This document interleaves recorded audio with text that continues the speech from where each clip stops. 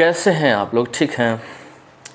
काजल लखमानी का मैंने एक स्टोरी देखा, जिस स्टोरी में वो भाई कहीं ना कहीं अपना दुख व्यक्त करते हुए आ रही हैं और खेसारी लाल यादव का नाम का लगा हुआ टैग वो अभी तक ढोती हुई आ रही हैं। और निरहुआ आम्रपाली ने जो उनके साथ किया उसका वो जवाब भी दी है। खेसारी लाल यादव के बारे में भी कुछ इनडायरेक्टली चीज़ें हैं, तो मैं पूरा एक्सप्लेन कर रहा हूँ। उससे पहले आप सभी से रिक्वेस्ट है कि सब्सक्राइब कर लीजिएगा, ठीक है? सब्सक्राइब करेंगे तो हमको वीडियो बनाने में मज़ा आएगा, ठीक है ना?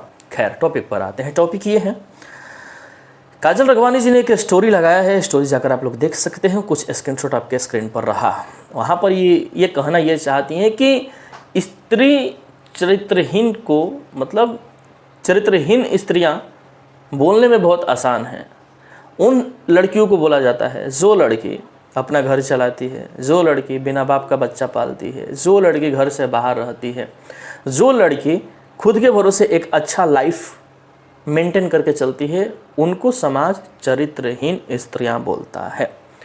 जो लड़की अकेले भीड़ से अलग चलती है उसको समाज चरित्रहीन बोलता है। इस चरित्रहीन वाले विषय पर थोड़ा मैं आना चाहूँगा। हम हो, आप हो, अदरवाइज कोई भी हो, देखो हम लोगों को किसी ने हक नहीं दिया है कि हम किसी के कैरेक्टर पर बात करें, क्योंकि character it is very very important in life. मैं ये बोलना चाहता हूँ कि हम लोगों का व्यवहार कैसा है ना, वो हम लोगों को प्रेजेंट करता है दूसरों के सामने।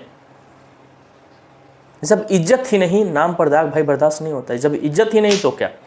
तो हम लोगों को ये चीज़ें समझनी चाहिए। मैं तो समझता हूँ, औरों का नहीं पता। किसी के कैरेक्टर पर बात नहीं करना चाहिए हम लोगों को। जी हाँ, मान लीजिए काजल लखमानी इस इंडस्ट्री में काम कर रही है। बहुत सारे लोग बोलते हैं, काजल लखमानी ने भी एक्सेप्ट किया है ये चीज़ें कि हाँ, हम उनके साथ रिलेशनशिप में थे, ख़त्म हो गया उस बात को। अब है कि नहीं है वो मायने रखता है।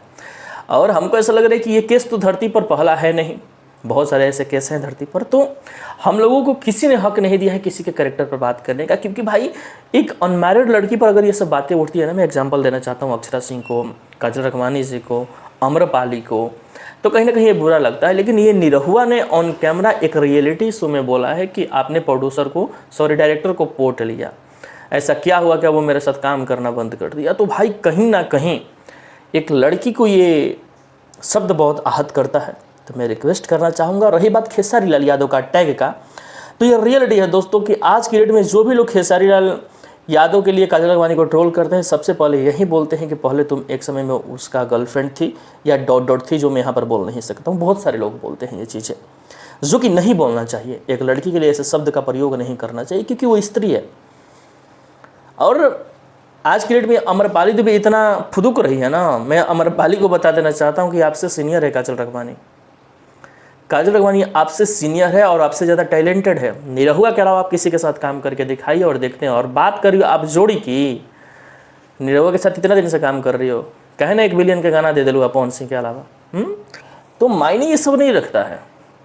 निरहुआ अगर किसी के साथ भी काम करेंगे ना तो उतना ही चलेगा, बिकॉज वहाँ पर लोग एक्ट्रेस को देखने नहीं आते हैं, निरहुआ को देखने आते हैं। नहीं समझिए आप। और रही बात काजल लखमानी की ना, तो आपसे सीनियर है, ध्यान रखिएगा। और काजल लखमानी किसी के जरिए नहीं आई है भोजपुरी इंडस्ट्री में, वो खुद के बदौलत आई है, ये भी ध्यान रखिएगा। काजल लखमानी को हम लोग इतना से देखते आ रहे, इतना छोटे थे ना उस वक्त से, ट्रक ड्राइवर से देखते आ रहे। आपको तो हम लोगों ने निरहुआ हिंदुस्तानी में देखा है शायद, या निरहुआ रिक्शा वाला 3 या 2 में। तो थोड़ा सा समझिए इस चीज़ को। आम्रपाली दुबे जी कि आपसे बहुत ज़्यादा सीनियर है। और कल के एपिसोड में जिस तरह आप लोग पड़ी थी उस लड़की के ऊपर ना, पूछा जा रहा था दिनेश लाल यादव से, आप बीच में बेवजह के कूद रही थी, तो कूदिए, कोई दिक्कत नहीं। पता नहीं काजल लखमानी सहती क्यों है। उनका जगह अगर अक्षरा सी रहती ना तो तहार तो मतलब जवाब मेरी बहुत तगड़ा तारा। खैर, हम यही बोलना चाहेंगे कि आप लोग भोजपुरी इंडस्ट्री को रिप्रेजेंट करती हैं अदर इंडस्ट्री के सामने या कहीं और भी, तो मैं आप सभी से बोलना चाहूँगा कि थोड़ा सा आप लोग प्लीज़ प्लीज़ प्लीज़ अपने बॉडी पर ध्यान दीजिए। भोजपुरी इंडस्ट्री आप लोगों का जागीर नहीं है। अब कुछ लोग बोलेंगे कि भाई बॉडी शेमिंग कर रहे हो, नहीं कर रहे हैं बॉडी शेमिंग, हम नहीं कर रहे।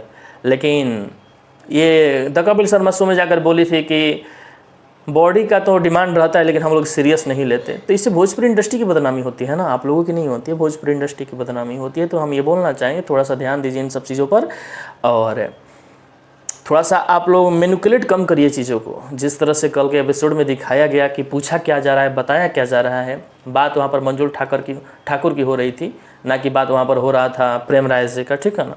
तो आशिक आवारा के प्रोड्यूसर को बनाने का कोई मतलब ही नहीं था, फिर भी आप लोगों ने बुलाया, मंजुल ठाकुर को बुलाना चाहिए था ना, ठीक है। औकात वाला बात रहा, तो पहले तो बाप रे बाप आम्रपाली दुबे पता नहीं क्यों बक आकर बीच में बोल रही थी, जबकि बात दिनेश लाल यादव निरहुआ से हो रहा था। ये दोनों दिनेश लाल यादव निरहुआ और आम्रपाली दुबे नहीं, औकात वाला बात ही नहीं हुआ है। और जैसे ही वीडियोस चला सामने औकात वाला, तो भाई टॉपिक खींचें ये दोनों भाई कर दिया, नहीं ऐसा हुए नहीं है।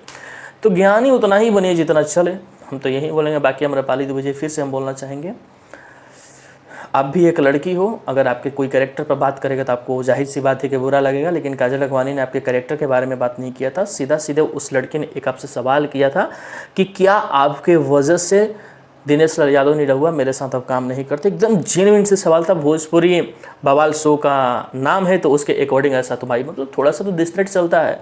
बट निरहुआ जी बोल रहे हैं कि आपने प्रोड्यूसर डायरेक्टर को पोट लिया, तो character it is very very important. तो किसी के चरित्र पर सवाल नहीं उठाना चाहिए। और खेसारी लाल यादव के साथ आप लोग जोड़कर देख रही हैं तो देखिए कोई दिक्कत नहीं है, मंजुल ठाकुर के साथ जोड़कर देख रही हैं तो देखिए कोई दिक्कत नहीं है। बट ये भोजपुरी इंडस्ट्री है और यहाँ पर दूध का धुला हुआ कोई नहीं है, ये बात है फैक्ट। ठीक है, बाय।